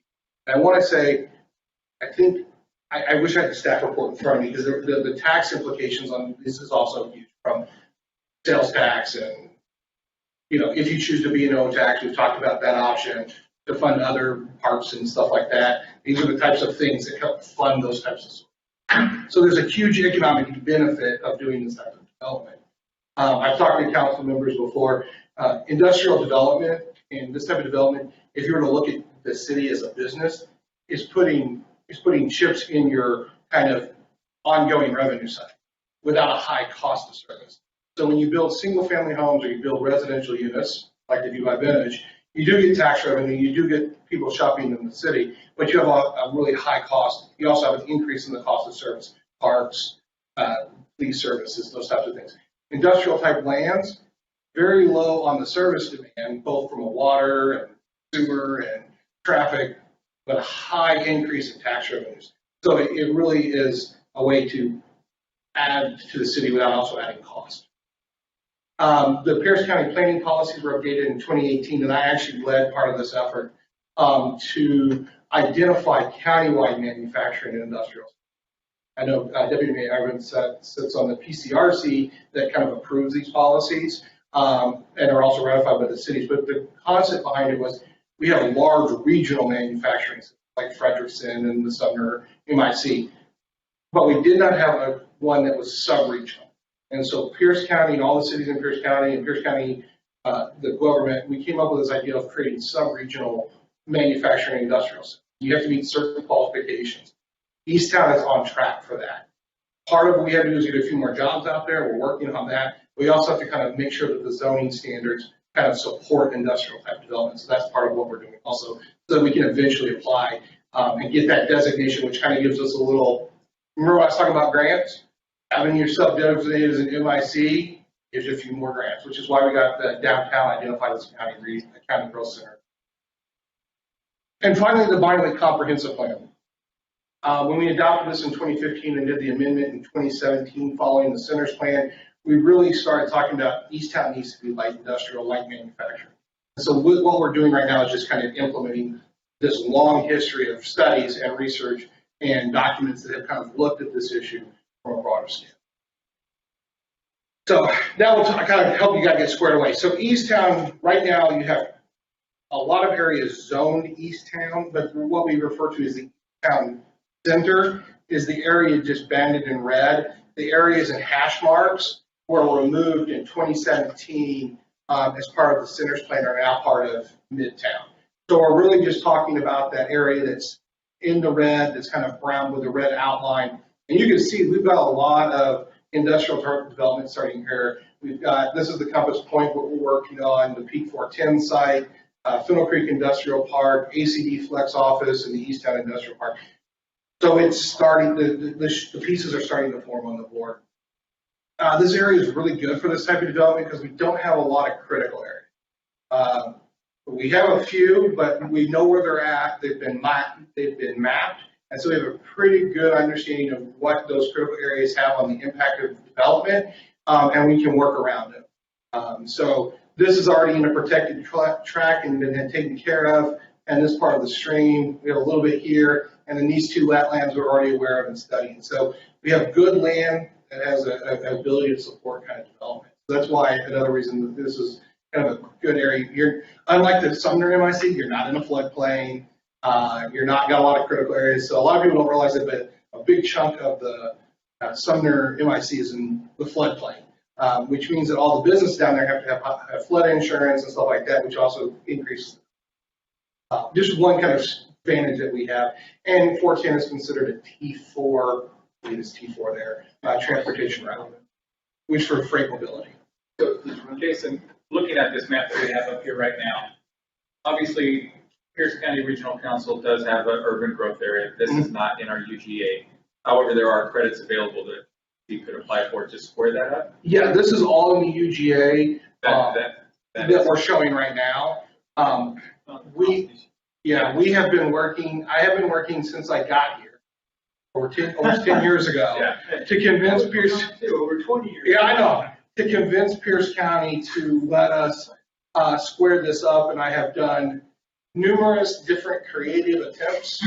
I have not given up the fight. I will never give up the fight.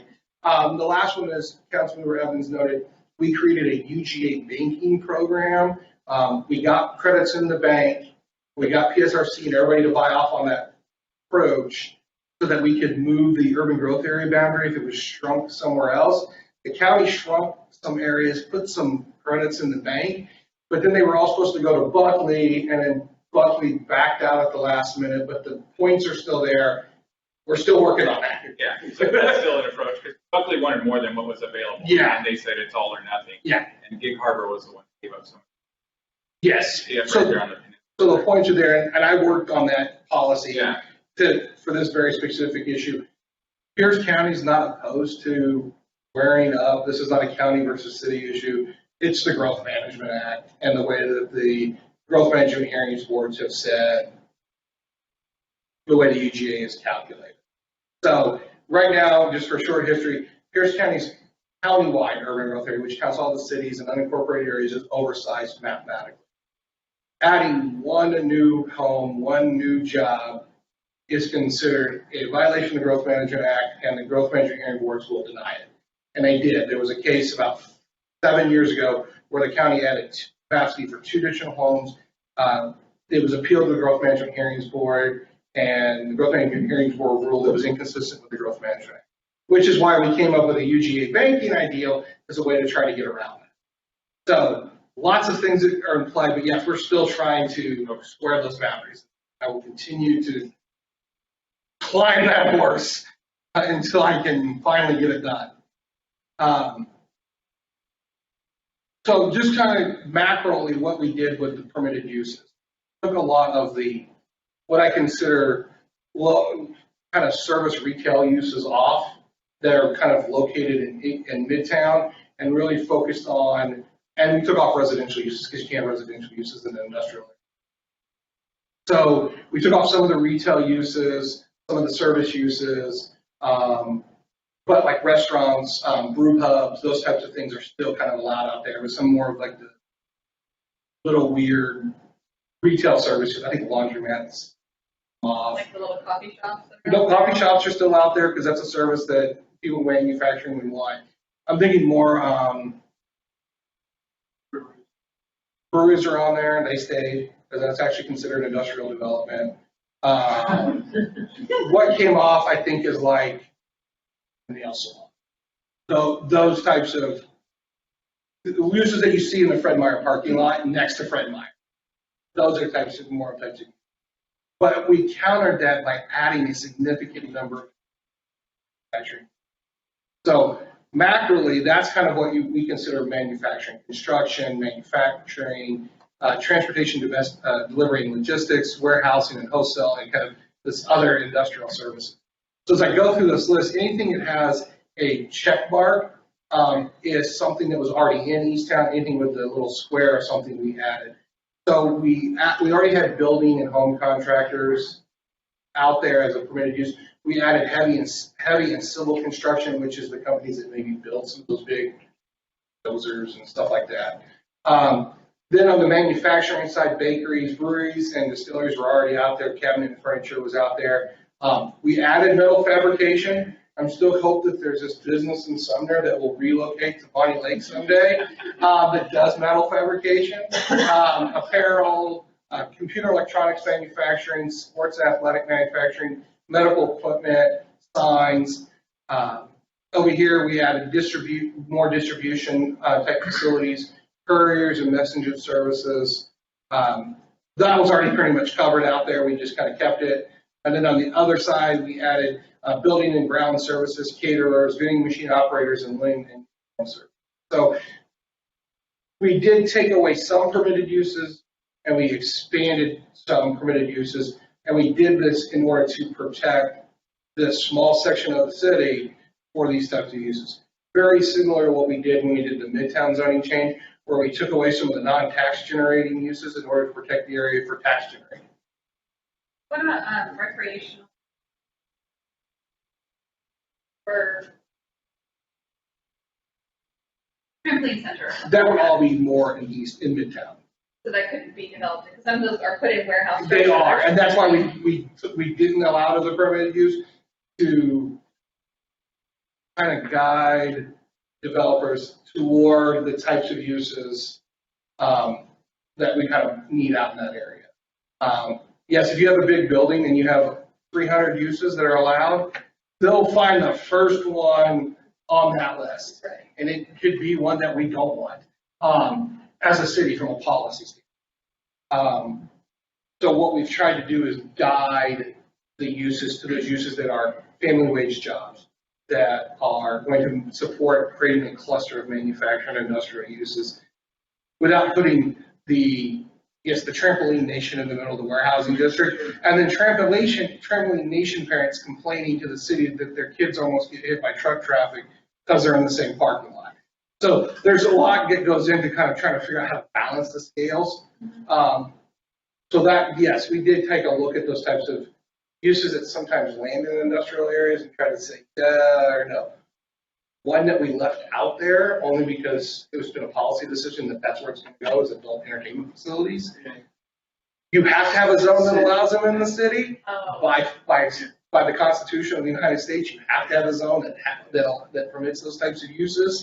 So if you're a city, you have to. You really required. You are required. So if you were like, when Holly becomes a city, you have to have a permitted space for adult entertainment. Yes. Right now they don't, because they're part of appropriated county, and unincorporated Pierce County does. If they were a part of a larger. That is correct. I've tried to make that argument before, but no one hears. I think they're going to merge with South Prairie. They're already. It was adult entertainment, yes, bouncing. Yeah, and we left that out there because it was either we put them in Midtown or downtown, or we leave them in Easttown. We just left them in Easttown. Obviously, today we know a little more what Easttown's going to look like than we did 3 or 4 years ago when we looked probably at this. We took some things off back then. We took a few things. Like a car facility or something along those lines. Yeah. Yeah. Those aren't going back on. What we took off, we're not backpedaling at all. No, we've actually, some of the, and even the planning commission caught a couple that we had left on there. They're like, yeah, we really need to take these off, and one of them was yards. Okay. Because at one point we had a wrecking yard in Easttown, and so it was a permitted use. Creates lots of environmental problems, creates lots of problems for the PD. And so we don't have any out there right now. And so the planning commission is like, yeah, we really should take that off the list. So that was one thing that they kind of had us take off the list. It's noted in their recommendation. So that's already been removed from the list. Can you subzone that area for that type of recreation? Like, You get can't- like a wing of it? No, you can't spot zone. Yeah. Well, Yeah. So it's illegal to kind of take a parcel or a property and say, this little special area gets to do these types of things. It's called spot zone. So what you allow in the zone, you allow across. So we have not, and I always say this, and everybody's been on council for a long time has heard me say this. These are not written in stone. These are not. These are ordinances that we amend and take into council. And so if someone walked in tomorrow, we have done this before, with a proposal and wants to come to the council and recommend council amend, there's an application they can file that says we want the zoning code to be amended to allow for this use. That comes to council, and council can make that decision. So there is still even a process by which citizens can request amendments to the zoning code that then go forward to council. I only bring that up because that's a need in our area for recreation for families. So that's just, if someone came in and wanted to do that, there's a way. There's a way, and we would have that. If someone walked in the bar and wanted to build we would definitely have that conversation. But now, obviously, you're saying trampoline place, but in downtown Sumner, there's a pretty large gymnastic area. Yes. Now, that's considered a fitness center, is that? it might be. I think we might have gone a little bit more. Well, I was wondering if that would be something that would be allowed out there. That's what you call it. Not a brewery. Yes, you have a brewery with the bouncy house you're cutting.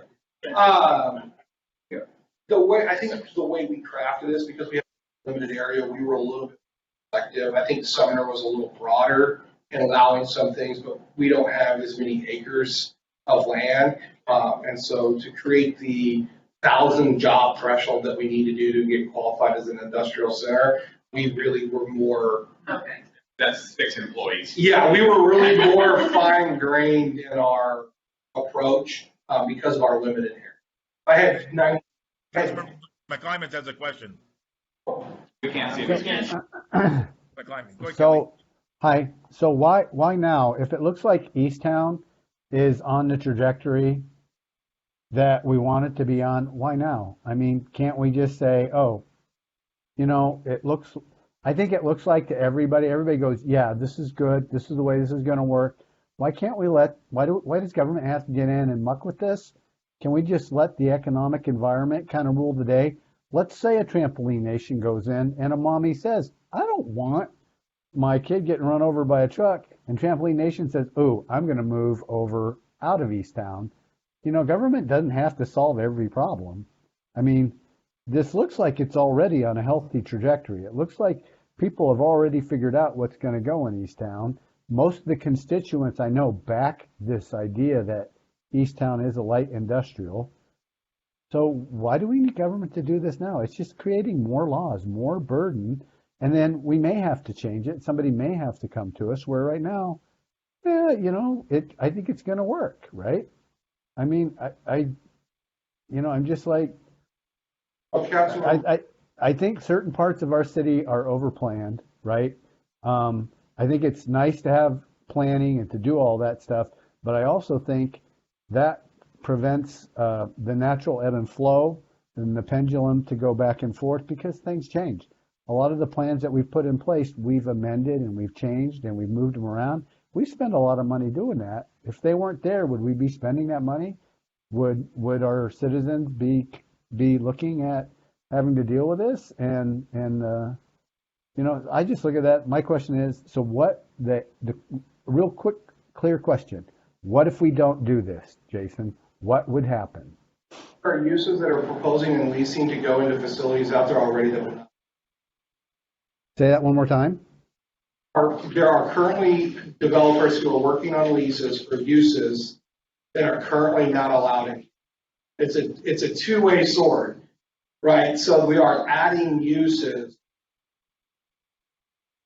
to support the economic development for the developers who are already working out there.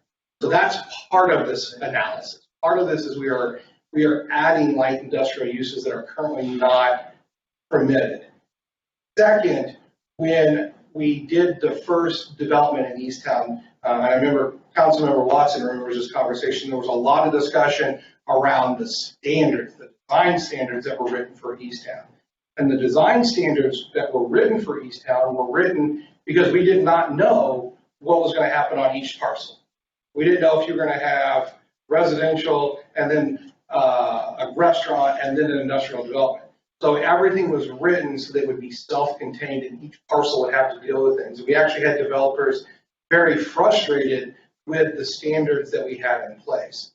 So part of what we're also doing with this is we're removing the prescriptive approach that we have to design standards and moving more to a qualitative, flexible approach, because we know it's all going to be like industrial manufacturing, so that we can then have developers design their projects versus us telling them how they have to be designed. We do have a few guiding principles in there, but it allows the architect to figure out how to make those guiding principles work and show us that they work, versus you have a list of 3, you have to pick, or you have a list of 5 items, you pick 3, we tell you yes or no. Some of those items work great for apartments, but not industrial buildings. There's some modulation stuff that works great for apartments, but not concrete and tilt up. So to answer your question, we're actually trying to get balance back by removing some of the things that we had put into place, because we know the type of development that's going to be out there. And I actually have spoken with Chris Lear, because we're potentially working on a development agreement. And a lot of the questions and a lot of the uses he's trying to kind of reshore need this ordinance to kind of go into place in order to allow those uses to be permitted use. So doing nothing means you may have someone who wants to build a trampoline nation, never called us in the city, or developers who are actually working on the ground to get things done, who are not going to be able to get the tenants in because we don't have the permitted use.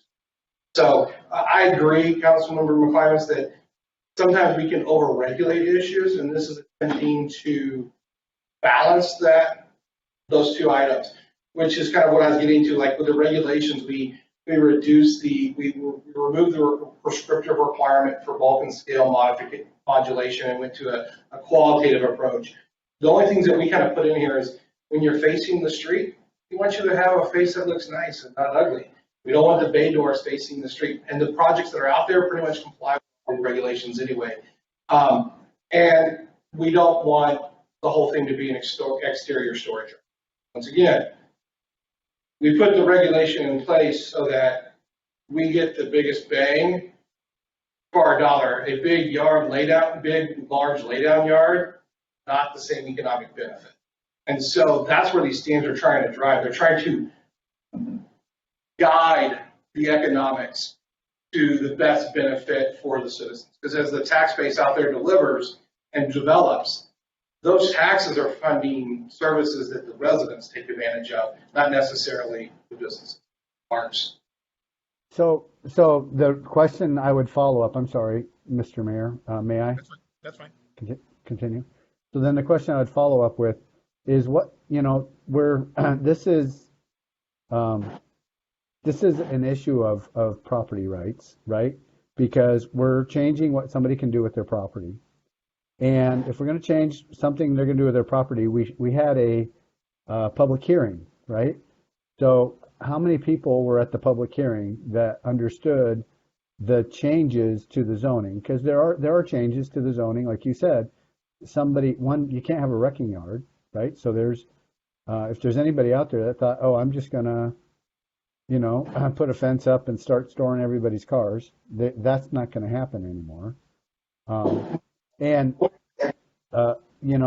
I get it that may not be an economic advantage to the city, but if that's a property owner and that's what he wants to do with his property, then I'm going to stand up for him to do that, even though I personally would never do that, and I'd rather not have him do it, but it's his property. So the question is, how many people came to the public hearing for these changes? No one attended the public hearing. We issued notice for the public hearing. We posted it on the city's website. We have a mailing list that we collected that we did the town sub-area plan 4 years ago. They gave us all got emails related to this. I did talk with Chris Lear, who owns the Peak 410 site and is working with the city for the Compass Point site, so two of the largest landholders, one of the largest landholders out there.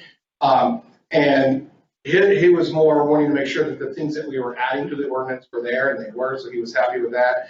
I did talk with a real estate broker today who is working on some deals out there, and understood what we were doing and was okay with the change. I'm not saying that there's not property owners that have a disagreement or a different opinion, but we tried to expand, where we took away some smaller uses, we expanded for larger, more profitably.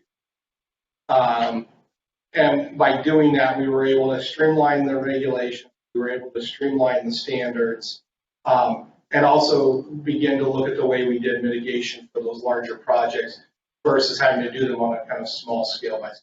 So, hey, Jason, what's the next process in this presentation? What's your next steps? Next step is for me to answer any other questions council has, do more research. It's kind of up to the council. And I would say the last thing, the reason that we did this thing, councilman question, is in order to apply for that status as a countywide industrial center, we had to remove some of the uses that we did, predominantly the residential uses, in order to make that application work. So how do we benefit from that application? What, Mayor? How do we benefit from that application? If we had to get stuff up, how do we benefit? Well, the reason that the way we benefit, one, is when we go for grant applications, anything that town would score higher for grant because it's a manufacturing industrial center. Second, once you kind of get on those maps, Pierce County Economic Development is aware of where all the industrial lands are, what's been designated as industrial lands. And so when they see the map that shows the Sumner MIC, they'll also see the Bonney Lake Regional MIC.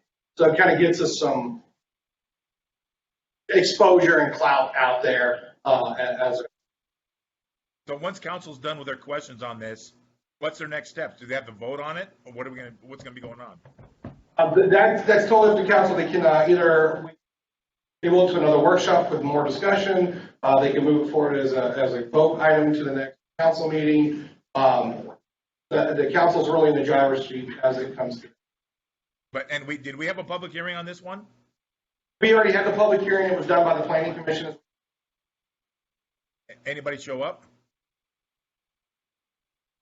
Oh, I couldn't hear Jason. Oh, no, we didn't receive any public comment or public testimony at the public hearing or in advance of. Okay, thank you very much. If anybody's aware of a specific property owner that has concerns, I'm more than willing.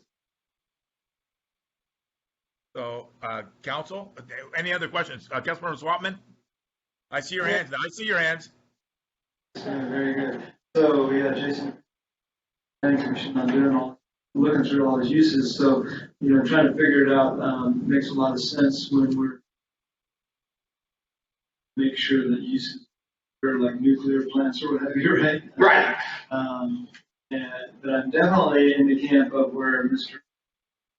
Clemens is coming from there on people's owning their land and being able to use it for things I wouldn't hardly understand what they would want to use it for. So that's kind of collides with that, whatever, how do you pronounce it? Is there a nickname? North American Industrial Classification System. And there is one of those for a bouncy house, so I actually say, bouncy, what kind of recreation? Indoor recreation. Indoor recreation.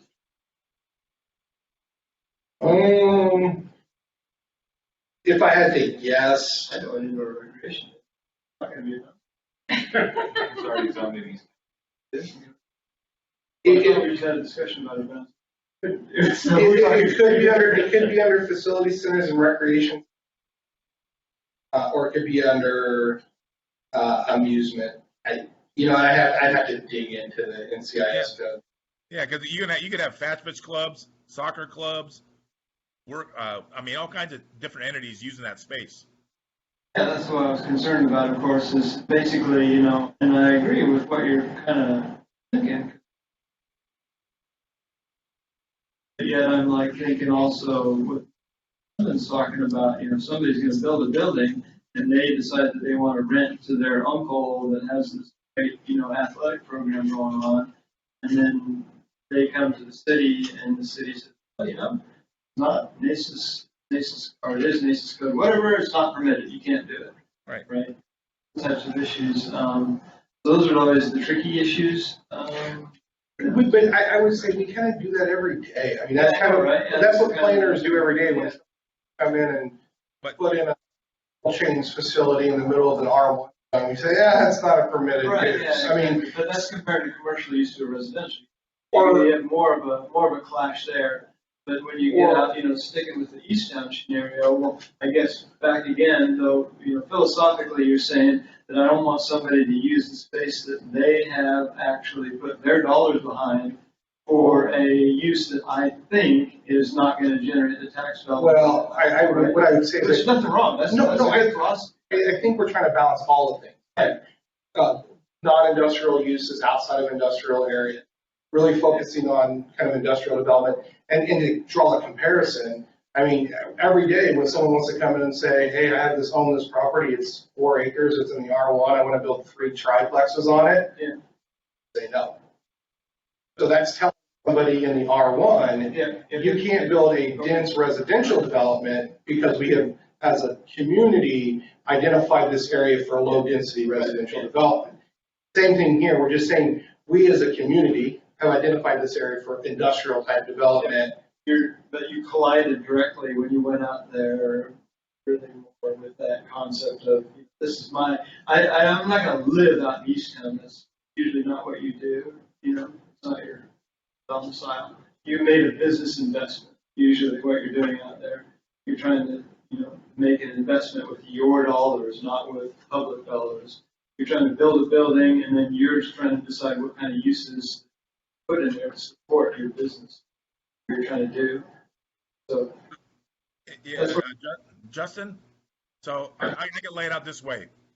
You know, for me, for East Town, you know, if they're going to lease out their properties, like in Kent, right now, many warehouses are rented out to sports facilities that do training. All they do is training. And they're rented day to night. I mean, just all the time. And I said, they're just paying their lease to the landlord. And that's all we really care about. Now you get these people showing up, training, and then they go out and get slushies or whatever else at the store and eat food, whatever. So we got to find a way to make sure that the East Town aspect has that ability. I mean, we got to have that ability to where these clubs can come in, fast pitch, gymnastics, soccer, whatever it is. We got to have that ability because, and we can't make it hard on them. It's a big business. Today's world, it's a big, big business. We can add the. I know, right? It's a tough one. I think they can coexist. I don't see why they can't. They can, yeah. Well, here's the caveat to the slippery slope. Once you add in recreational facility, now you've added in gathering spaces. Now you've opened up to yourself to, now you have to allow in churches and all these other nonprofits because you have to treat them as similarly situated.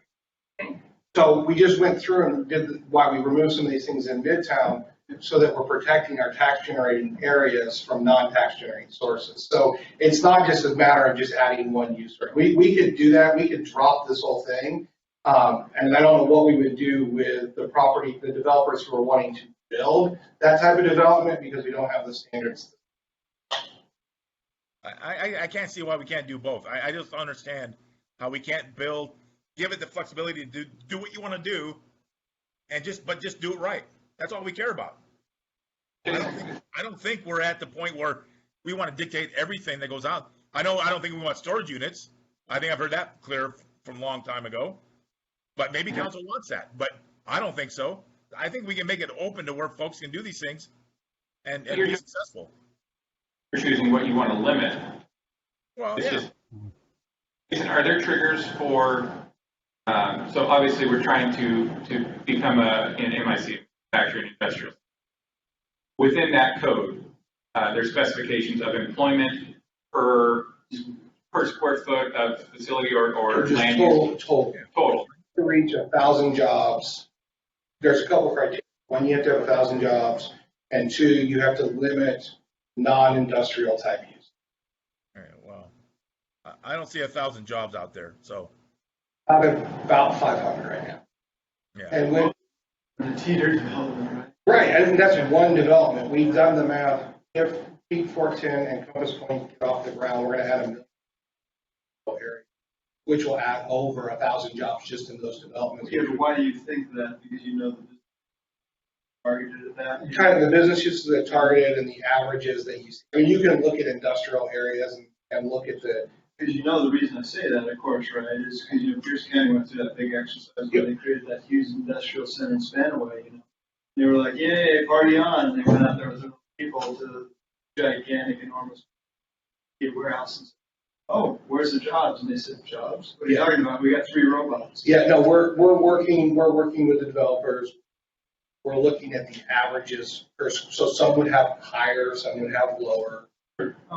But on average, if we add about 1 million square feet of industrial warehouse type development, we're going to add about another 500 to 1,000 jobs. So that would, with what we already have out there, we're already going to hit that threshold without adding any more. So we're on track for that pace. It sounds crazy. So it's the same. But then, what you said, well, non-tax generating things like churches or profits, we don't want those. Kind of discriminatory. No, we don't want those here at all. No, what it is you have to when you have to treat churches the same way you treat everything else. Sure. So that if you allow one type of gathering space, you have to allow the other. You can't pick and choose. That's all I was trying to say. Because you can't pick it. You can't say, well, we want recreation facilities, movie theaters, and this, but not these other things. Isn't a brewery a gathering place? No, it's considered a restaurant, an eating facility. Huh? So you gather and you eat it. Excuse me. I just want to point out that when you first mentioned that, everybody giggled. Technically, we call that not passing the giggle test, okay? Just to let you know, a brewery is going to be a gathering place. But what I mean, federal courts and the federal statutes have talked about gathering spaces. They're talking gyms. Those types of. In your professional opinion, if we allow them to put recreational facilities out there, and let's say churches, and maybe somebody even wants to build a theater out there, will that prevent us from reaching 1,000 jobs? Is that much of that use going to take over that corridor? Do you think that's a possibility, realistically?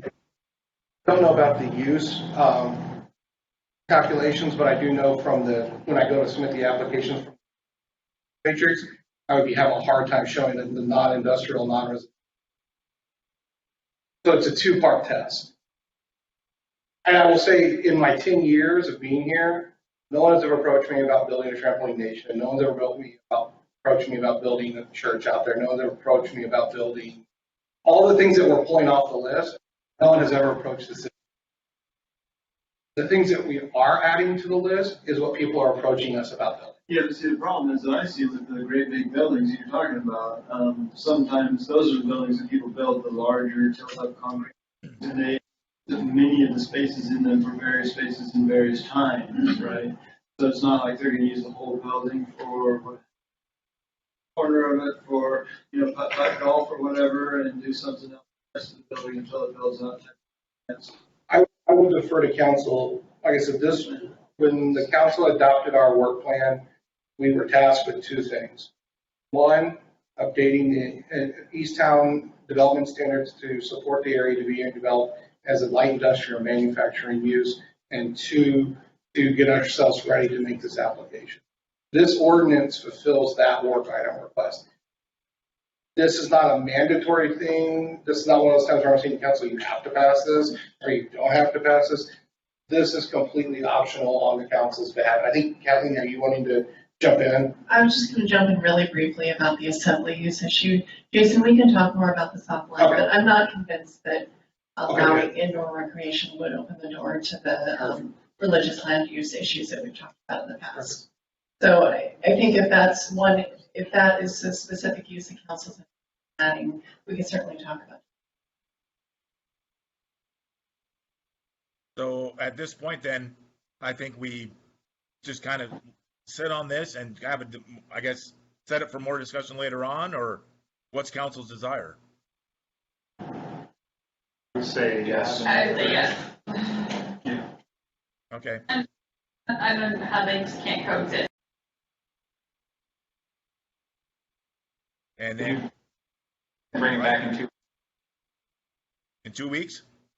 Is that enough time, Jason, to? If I have a good understanding of what I'm bringing back. At this point, I can easily go in and tweak the ordinance to add recreational back as a permitted use, 2 keys. That's not a hard thing. Go by SIC codes? Yeah, and it's, don't get IC, and if you want to know. 799. Yeah, 713990 is trampoline facility. As I have it circled right. It was on that, we did delete it. So I would just need to, customers that have comments or concerns or questions that we need to address or prepare materials for, I would gladly do that. I just, at this point, I'm not 100% sure. And I'll talk with Kathleen and get the recreational part away. I'm just not 100% sure, other than that, what I need to bring back to you. Well, Jason, I think based on the comments tonight, I think we have enough to kind of look at this and bring it back to the next workshop and have further discussion where it should be and spend the time on it because it's important. It's the future of that area. And you're doing a lot of hard work, Jason. And we don't want to waste it because you're expensive. See, Ryan, I got you off the hook, bud. Anyway, all right. So, seeing nothing further, that's going to be moved on. We do have no exec session, none at all. And I guess we'll now adjourn this meeting. Everyone have a great week, and we'll see what tomorrow brings us. Mr. Mayor? Thank you.